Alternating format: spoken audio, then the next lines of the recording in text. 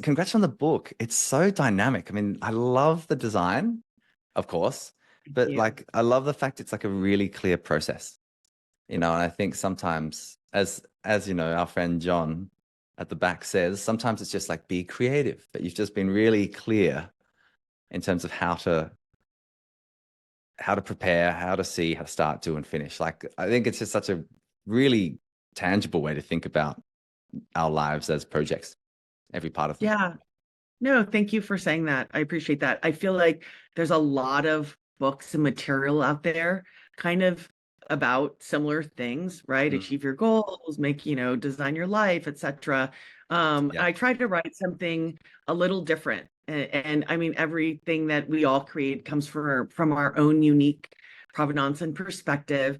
And I'm hoping that that little something different will resonate with, like a handful of people who will somehow it'll like light them up and spur Well, them in action.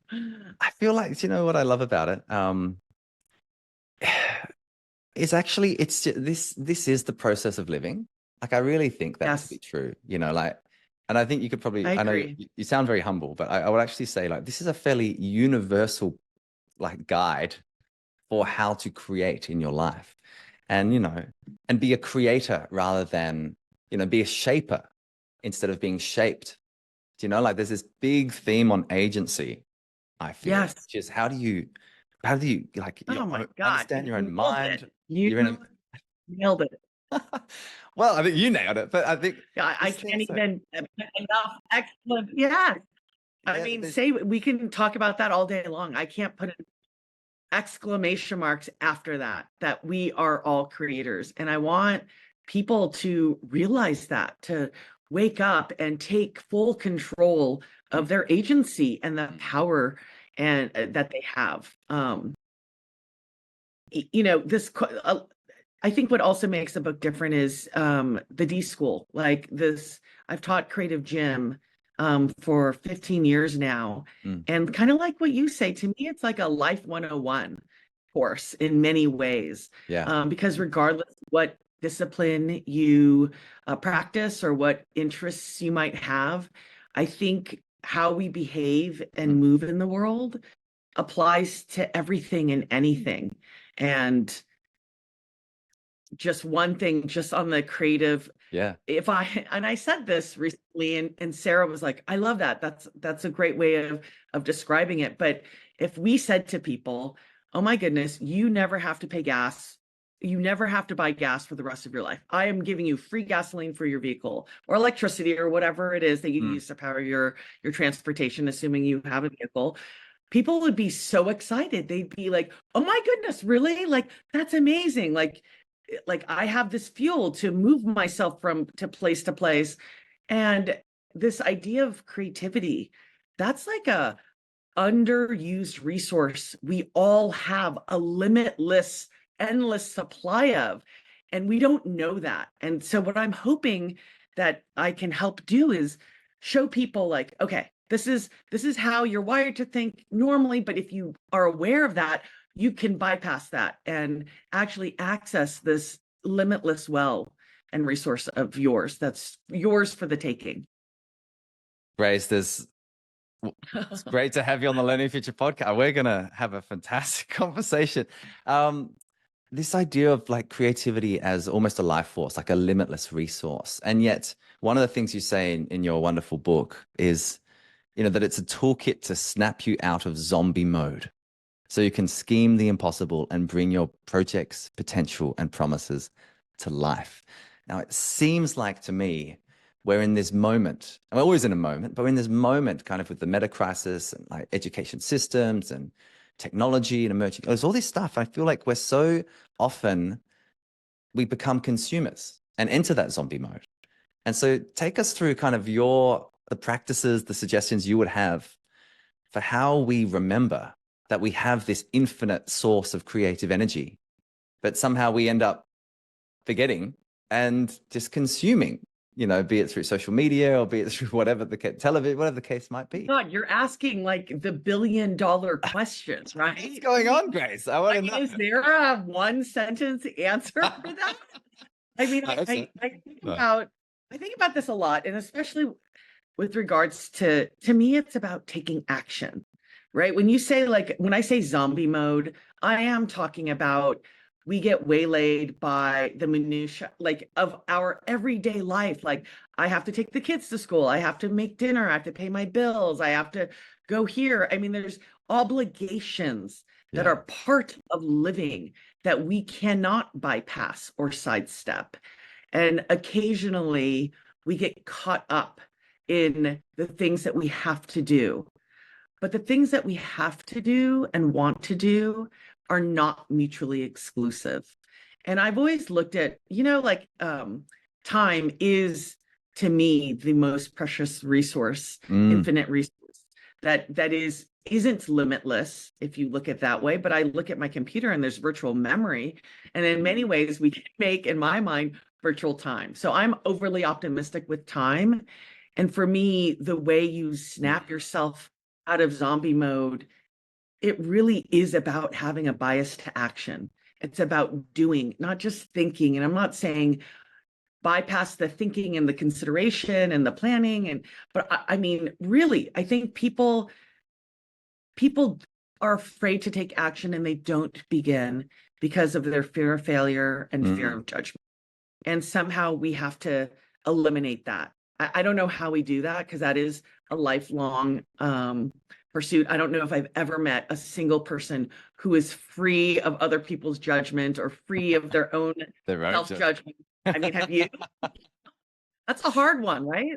Yeah, that's the hardest one, and when we think about how often, and you speak about this, of course, in the book too, how do we see differently? How do we see in some ways the matrix or the culture scape that's around us, and how conscious are we to our behaviors of of our beliefs and how they might limit us? And I think that you're so right. I mean, this bias towards action seems to be to go right to the end of our lives, which I find is kind of helpful. It's one of the things that is written about in the 5 regrets of the dying. Like the number one regret is, I wish I'd lived a life true to myself, not the life others expected of me. There's this kind of realization at the end that, oh, I had this potential all along to kind of choose, but I still played out these roles based on the assumption and the internal narratives and sometimes the internal self-judgment. So there seems to be this real power to when you see someone in their life, not just kind of trying to balance all the responsibilities of using time or having time, but almost, and this is something I've been reflecting on a lot, Grace, which is a bit philosophical from Heidegger, which is that we don't have time, we are time. No, that time is a false, not false construct, but it's an artificial construct to give meaning to our temporal presence of now, right? So, and it's funny, as a parent, I mean, this will resonate with your educators, but I used to measure time by my kids' school breaks. Oh, there's spring break, there's Thanksgiving here in the US, there's the holidays, there's so many holidays. And then I thought, I just shipped my youngest off to college, and I thought, oh, well, time's going to feel really long because I thought the breaks made time feel short. And in fact, without the breaks, time feels faster. So this whole time, it's our perception of time. And I feel like I want to go back to this idea of how we think things work.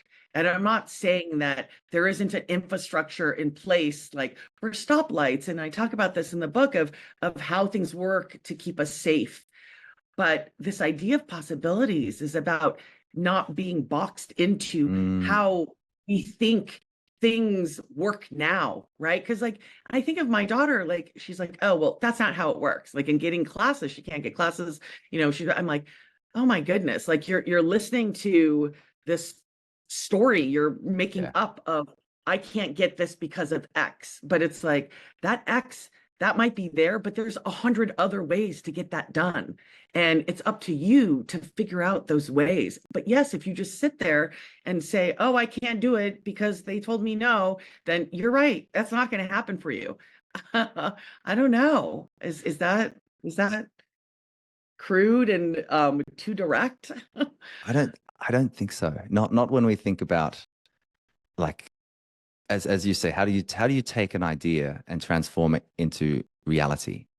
That's kind of the subtitle of the body of work that you've created. How do you make possibilities happen? Because I think we all understand there are possibilities, but so often they seem to be outside ourselves instead of ones that we are constantly co-creating. Yeah. And I think you're on time. You're so right. Most as a classroom teacher formerly, it was always like I didn't know what week of the year it was, but it was term 2, week 5. You know, I definitely knew that. And this way of segmenting time, I think, is such a fascinating way to think about even how we create within those limitations. But Grace, it's Yeah. wonderful to be talking to you. I'd love you to take us through kind of the high level process, because I feel like there isn't a human being alive really that wouldn't say, I'd love to be more creative. I'd love to be able to take my ideas and make them real, you know. So what is kind of the process that you have over your work as an adjunct professor at the D School, of course, and as someone that's been working in this creative space for quite a long time around creativity and supporting young people in that? What's the higher level process where you're like, okay, and a lot of it's not just about the doing, it's about the seeing and then the starting, the doing and the finishing. Like, you know, there's so much in that. But give us a bit of a lay of the process that you would say, this is what you see kind of enables us to create vehicles for contribution. Okay. I'm going to point that in 4 steps because that's how the book breaks it down. But I want to share some proof that we Right. created at Stanford that backs this process. Okay, so in the book, that what holds us back from us and our possibilities to me is fundamentally starting and finishing. And as we said a moment ago, we don't start because we fear failure and we fear judgment. And in a nutshell, the reason why we fear those things that we fear are programmed cellularly, like in our DNA, because we are wired, our brain is wired for certainty and safety, right? And certainty and safety. So if you're trying something new, it feels a little uncomfortable. So your mind wants to keep you safe. So it holds you back. And that's a subconscious behavior. And so once you're aware that that is happening, you'll be like, oh, well, I shouldn't be afraid. It feels uncomfortable. I'm going to try that anyway. So you step outside of that. You step into the discomfort. You lean into that. And that's where you make progress. And you do it in little bits and pieces. So when you start by seeing, you have to see the outcome. You want to see what it is that you want to create or achieve. And to me, that's a lighthouse. And we actually do an activity, like we have all the students actually do it's kind of like, you know how corporations have mission statements. It's like a personal mission statement. And that's like your life, but you could also do that with your project. So I'll use an example. When I was creating Paperpunk, like what was it that I was trying to achieve? It was a new business, and the idea came about because students in Creative Gym couldn't complete a simple dimensional thinking exercise. And in Creative Gym, we run in our building section, a lot of activities with everyday office supplies. But there's a facilitator, aka the teaching team, who's literally just pushing people through like a timed activity with constraints of time and material and a prescribed outcome. But if you're not at the D School, if you don't have the privilege or luck or whatever it is to be a student at Stanford, how can people still have that experience? And I was like, okay, I'm going to create an experience where people are going to toggle dimension by building things with their hands. But what does that look like? And I imagined something that was not plastic, that was friendly for the environment, that mimicked building like we do like a activity, like build a hollow ball with Post-its. It's like if you said, oh, hey, do that at home, nobody could give 2 beeps about doing that. If it was like build this robot that looks, out of geometric paper blocks, like that sounds fun, right? Yeah. So this idea of like, okay, so you have to have this vision of what it is you want to create, and then you lead with your curiosity. Did I know how to do that? No. Did I know where to start? No. And it's like, but I'm going to make that. I feel like all like artists, like musicians or painters, I mean, you don't even have to be an artist. We do that with the dinner we make. Like I imagine like, oh, I have a roast chicken from Costco. What am I making tonight? I picture something with spit, like I see what I want to eat and I'm like, okay, what do I have? What ingredients do I need? And you lead by if you lead by not knowing because you have a vision of what it could be, Beautiful. that's going to like magnetically, I don't want to say it's not pulling you, you're taking the steps forward to get there. And so you have to begin. And I'm telling you, there's never a good time to begin. There is a perfect first step to begin. Yes. Like people always say, I'll do this when this happens. It's like, no, start now in any shape or form, even if it's looking up a word on Google to figure out like paper blocks or origami, dimensional. I don't know. Like, what would you Google to figure out the concept of that idea that you're curious about? And then you take the next step and the next step. And that's the doing part. And I feel like the headline for doing is if I said, I'm going to lose 50 pounds, it's like, oh my God, like that's going to take 5 years if I'm going to do it the right way. But what if I lost 1 pound every 2 weeks? And I could achieve that. And that's like the ladder principle. And that's just an easy visual. Like if you climb up and down a ladder, do you skip rungs? No, because you compromise your safety and your balance. And your project can be broken down into little bits. What are those little bits? I guarantee you, if you have some big harebrained idea, there's something you can do in the next 10 seconds to begin that project. And then the last part is like, okay, see, we started and you're doing and you're breaking up in little bits, is finishing. And when the going gets tough, people give up because it's hard, because it is hard. Nothing good comes easy. I think the only wonderful things that are easy in life are things in nature, like that sunset or the sky or the ocean. Like those things are free and these come just by directing your attention to them. But getting any project done, that takes heavy lifting and you got to persist. But if you don't have a vision for it and you don't get those little wins or those little, if you aren't seeing progression, it's hard to persist through the difficult times. And I'll tell you, I've been in that trough. Life is a roller coaster. Your project is a roller coaster. I've been in that bottom pit and it's hard to climb. The climb is hard. And even though I've been there like infinite number of times, it doesn't get any less uncomfortable. It doesn't. That's life. Yeah. So there you have it. That is, you said so many things there. I wrote a whole bunch of them down and I want to kind of zoom in on a few of them because like this, how to begin, like, isn't that just such an interesting kind of frame, how to begin? Because of course the answer is simple, by beginning, but then there's so much resistance, and the resistance of, in some ways, like the reptilian brain, right? Which is seeking safety and, wants to know, wants certainty. And all that's kind of gone in this VUCA world, right? Which we always talk about in our work. And the other thing I think when we think about even the process of education, being a teacher, is that I think we're seeing this really interesting shift in the role. And I'd love your commentary on this, because you said we lead by not knowing. And that's such an interesting reflection, because I feel like even at universities, Grace, like Stanford, these are kind of towers of knowledge.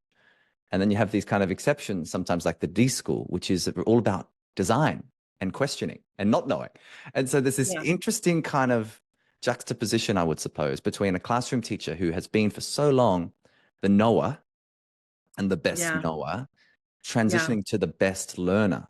And I would state, actually, the best educators have always been incredible learners across their entire career / lifespan, because they're deeply curious and they ask questions that, we see ourselves as part of the learning experience in a classroom rather than of doing something like, and this is why I kind of get a bit, I think we need to be cautious about like just program or interventions. Like, we do the thing, instead of like, well, we're part of it. We're a human being. We're actually evolving as we teach, so give just your reflection on this idea of like not knowing.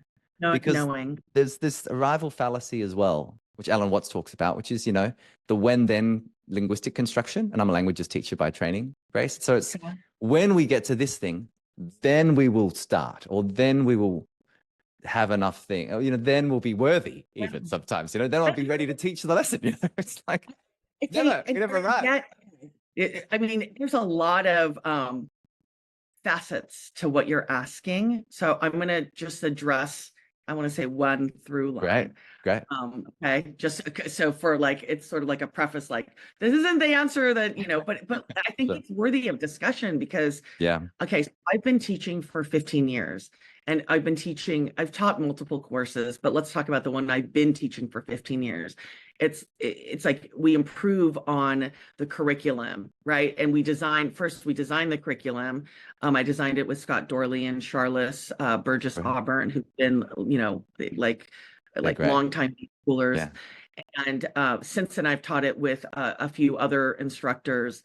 And the lesson plan generally doesn't change. So you'd think you'd be like, wow, like you just probably phone it in, Grace. Like I'll tell you, every student, every class is a new experience. It makes that content a new experience because the students are at varying levels of their life, like different places in their lives. And that might be true for third graders. But even then, like I look at my, I have an older brother with younger kids, and I'm like, they read when they read, they walk when they walk. It's like people blossom and they kind of, like their minds open up in different ways at different times. And you don't know the context of where somebody came from or what they've been exposed to. So I feel like as a educator, when I'm in that classroom, it's our job and duty. We're facilitating a learning experience for them, right? So so Seamus and I are like acutely aware, like we're reading the room, even though we have this program, like this is what we're planning today. We are constantly micro adjusting what we say, how fast we go, how we deliver it, what we ask them to do. We might completely change it based on like a debrief, like a reflection that we do after they complete an activity. And so I feel like that's what, like, I view my role as an educator as kind of a coach and a facilitator. It's not imparting like, oh, this is a piece of knowledge here, right? Because knowledge, I can share information. But like me, information is not knowledge. So here's information. That's all the crap that's on. You can go on social media, you can go on the internet, and you could be drowned by information, right? But how you like apply it becomes knowledge. And when you actually experience it, that's when it's like wisdom. That's when it's embodied part of you, right? So specifically with Creative Gym, it's experiential on purpose and by design, because I know if you experience X, that is going to be a part of the fabric of who you are, right? And then this is a perfect segue. There was the backbone to make possibilities happen is this concept of creativity that we defined very specifically at the D School. We spent 6 months defining. It's about synthesizing novel connections, because information is information. There's no new idea. Let's just make that as an assumption. Novel connections to a meaningful outcome, right? And so that's like the purpose and the delivery. We did an almost decade-long academic research study that was published by Scientific America or in Science. And the two questions we asked were, can you teach creativity, number one, and two, is it something like acquired knowledge? Like once you know how to ride a bike, you forever know how to ride a bike. Or is it like doing sit-ups? Like you have that six-pack, you earn that six-pack. Now do you forever have a six-pack? And so the two answers quickly, just to, get to the point, is yes, you can teach creativity. We scientifically prove that. And two, no, creativity is not acquired knowledge. Once you have that six-pack, if you sit on the sofa and eat Doritos and do not exercise, your six-pack is going to atrophy and go away. That's the same thing with our brains. So I had this brain surgeon visiting from Taiwan, like in year 5 or 6 of the, this is like 8 or almost 10 years ago. And after the class, he came up to me and he said, Grace, am I different? I was like, of course you are, Daniel.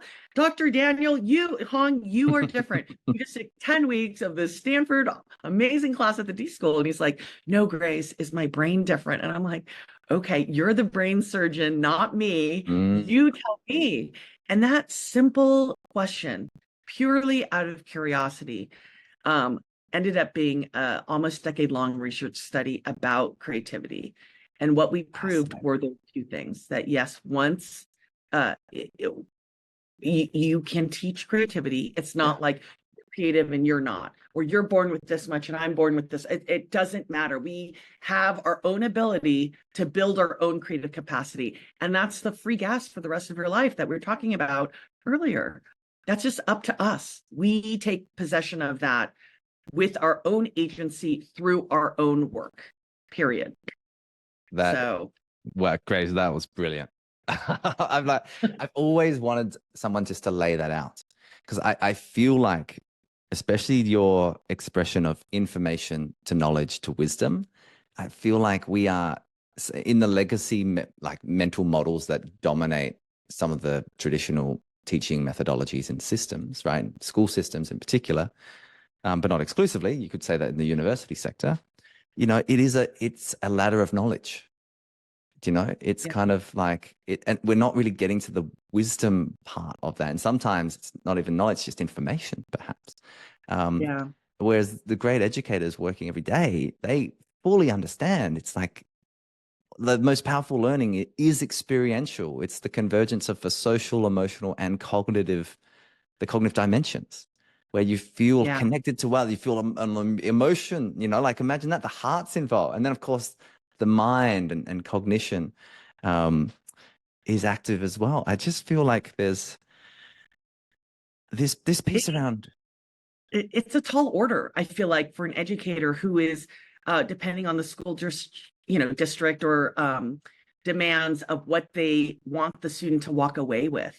And being of Asian descent and being kind of a tiger mom, I will say that people always say, think outside the box. And I just laugh at that. I think that's the most annoying statement ever. But I will say, in order to know what's outside of the box, you have to know what the box is, like what's inside when you say think outside the box, what do you mean by box? Like what's inside the box? And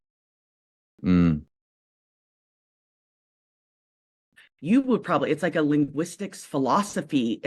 She akins it to geometry, but verbal geometry, which I was, and she's telling my husband and I, were like, we have no idea what you're talking about. Like we took philosophy in college and that does not sound like Descartes or anything that we ever studied.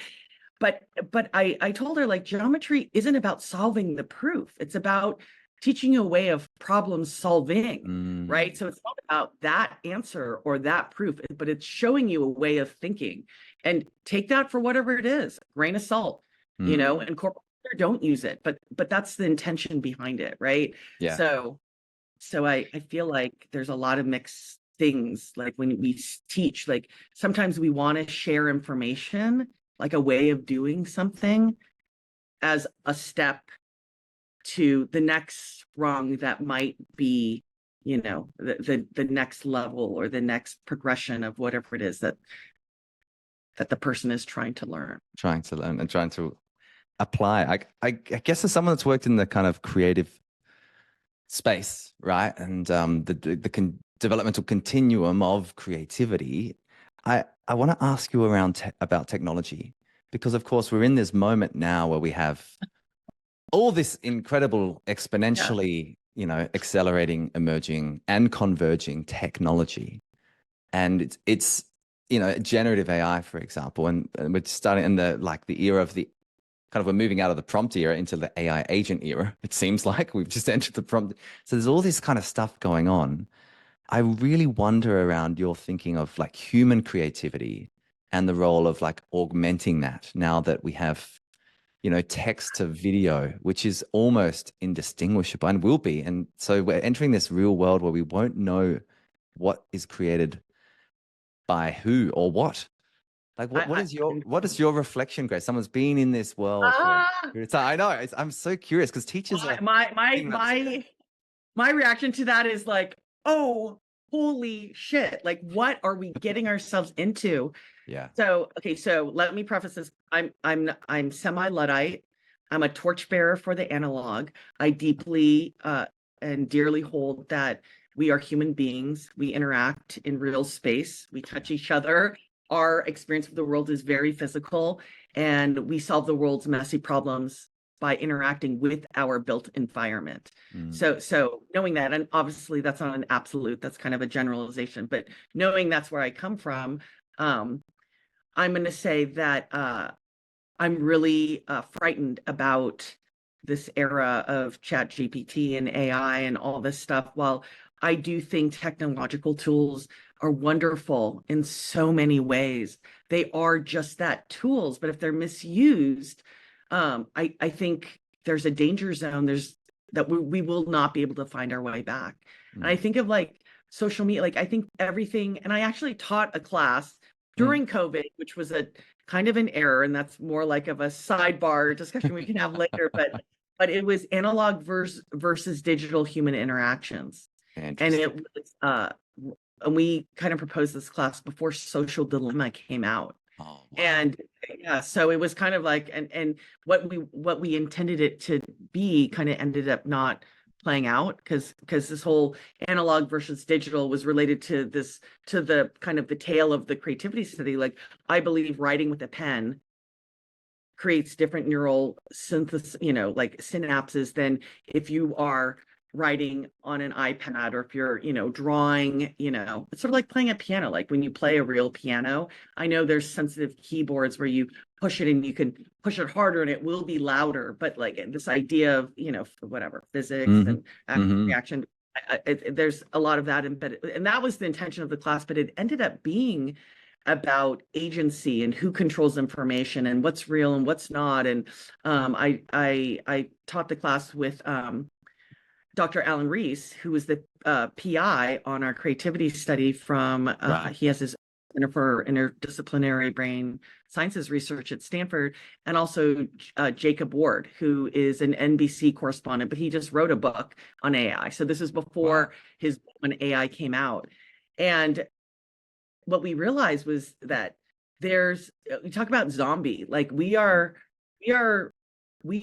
pawns, and this sounds like conspiratorial. Yeah.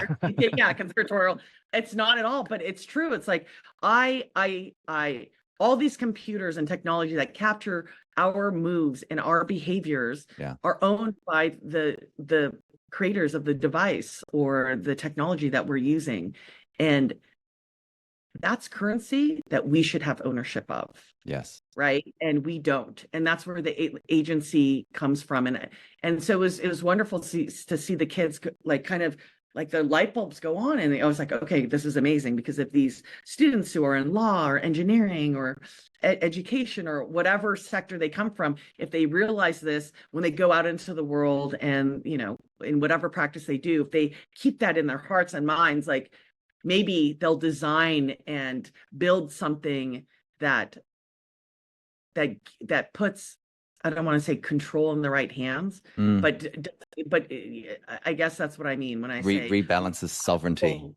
Yeah. Yeah, like our own data. Like, why should who knows basically, the layout of like the blueprint of my house, and why should those companies know that information? Like, if they want information, they want to share it, I should get paid for that. That's like, right. Well, that's an interesting movement.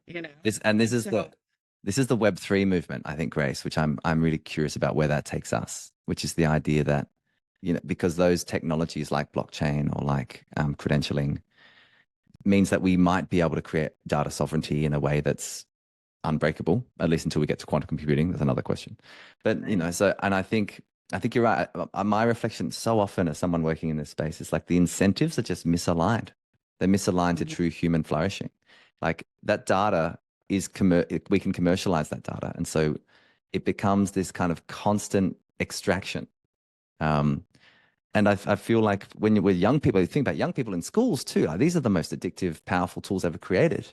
And it's like, how do we build like that ladder from information to knowledge to wisdom, to know when technology should be deployed to enhance connection, enhance the learning experience, as opposed to take us away from ourselves and in some ways disembody us to get trapped in some Yes. other world. Like, are we choosing that? A world that's false, that is probably untrue, you know, or misrepresented.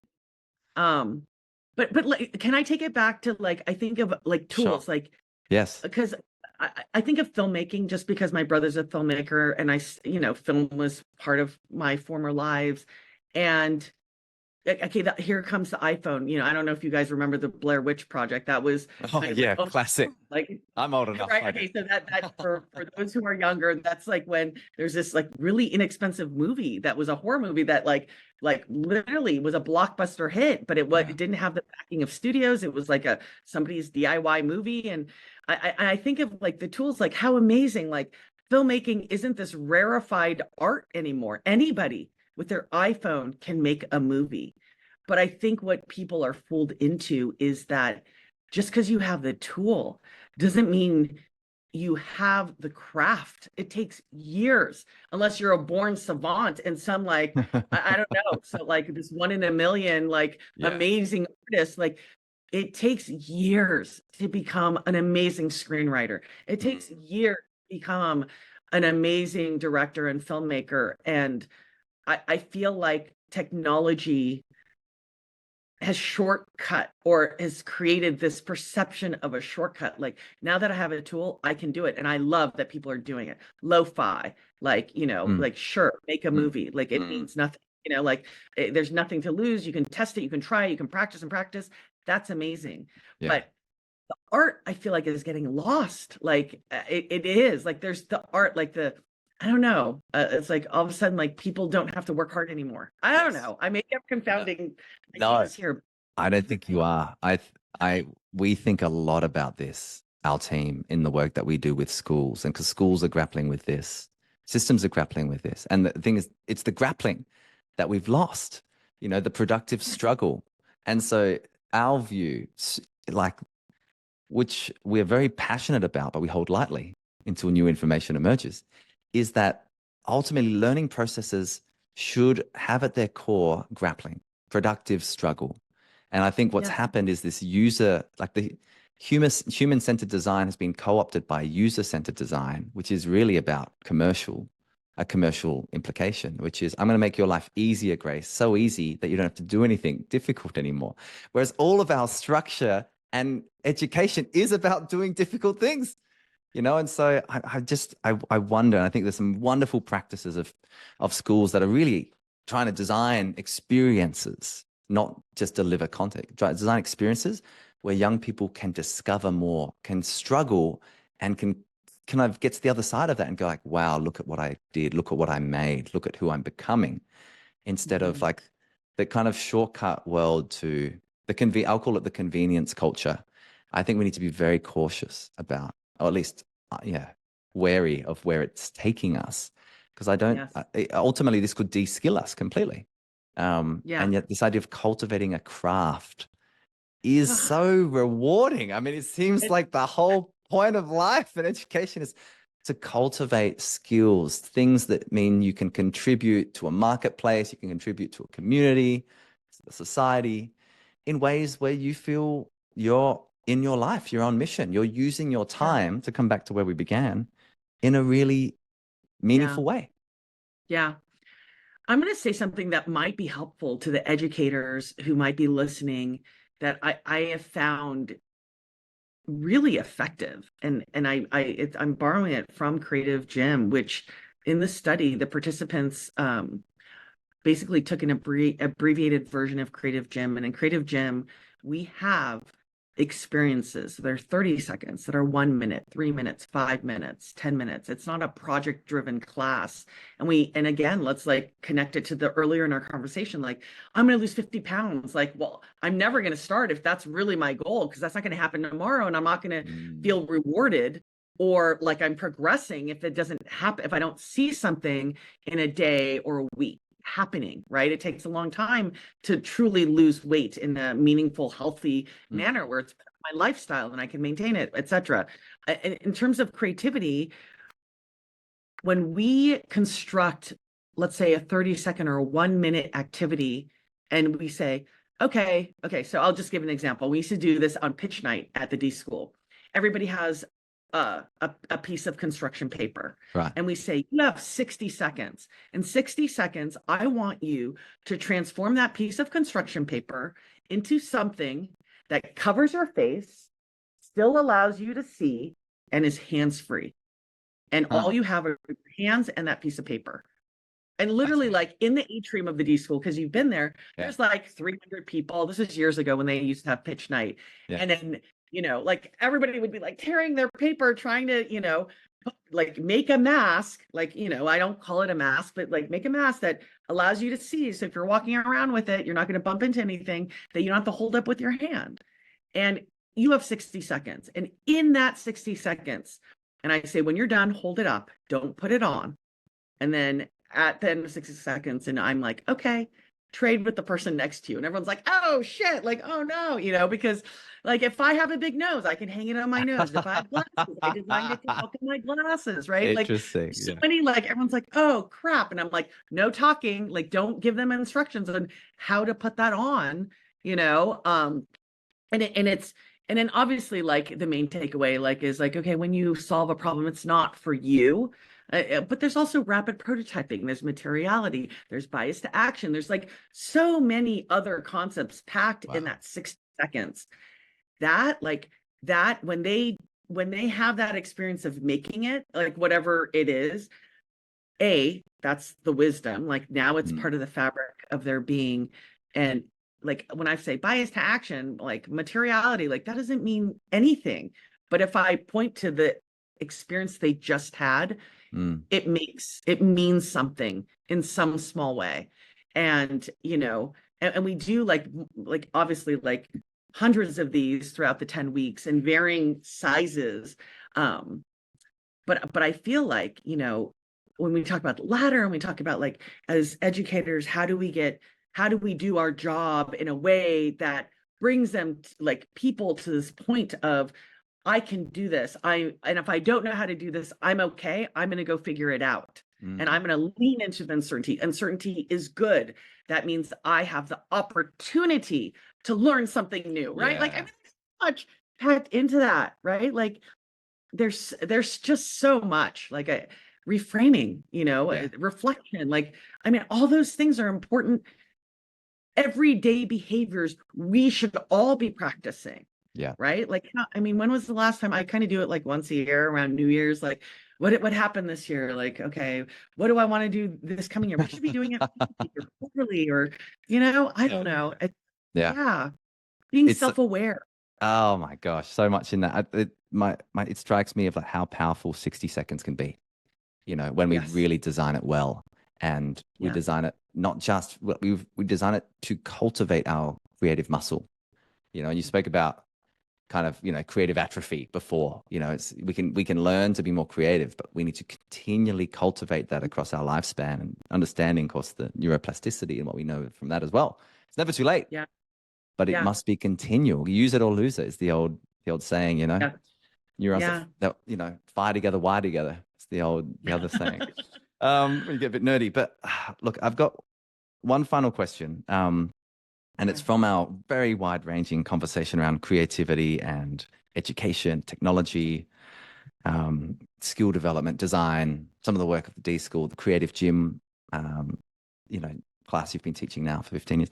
Like, what is your take-home message for a teacher, a principal, a designer, an innovator that's listening to our conversation at this point? And well done to getting to the end, if you are listening, because it's been we've covered some territory. What would you leave them with? Honestly, like there's two things, and it sounds so simple, but as evidenced by our conversation, like, we say technology, that can be that, like there's a million unanswered questions and topics around that. But the two things I would leave, or I want to tell people, is just begin. Please just begin. You have everything you need in between your two ears to build and create the life and the outcome you want. there's nothing, I mean, literally nothing in your way if you really put your mind to it and dare to suck, fail. It honestly, like, find small ways of failing. That is how you're going to learn and progress. If you're not failing, you are not stretching or trying hard enough. Fact. So good, Grace. For me, the reflection is just be the best learner. And I think everything you've just spoken about is like our role as people that educate is to continue to step into that learning pit, into the unknown, to be deeply curious. And the way that your book finishes, and I love it, it's just 4 words. It says, go make something happen, which is kind of like the gift that we've got, is to go and make something happen. We need all of us to make stuff happen if we're going to right the ship, to make sure we're on the path that's going to lead us to flourish. We need all of us to take action. Grace, thank you so much for spending time with us today for the Learning Future podcast.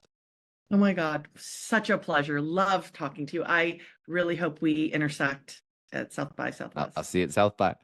Yeah. Friends, we've been speaking with Grace Hawthorne. She's an entrepreneur, designer, educator, author, and artist. She's the founder and CEO of Paperpunk, an award-winning origami and Lego mashup. And she's an adjunct professor at the Stanford D School, where she teaches courses on creativity and failure, leads groundbreaking research, which we've heard about, on creative capacity building. And that's been covered by some pretty amazing publications like Scientific American and Wired. Do feel free to check out her amazing Stanford D School guide that's recently released, Make Possibilities Happen: How to Transform Ideas into Reality.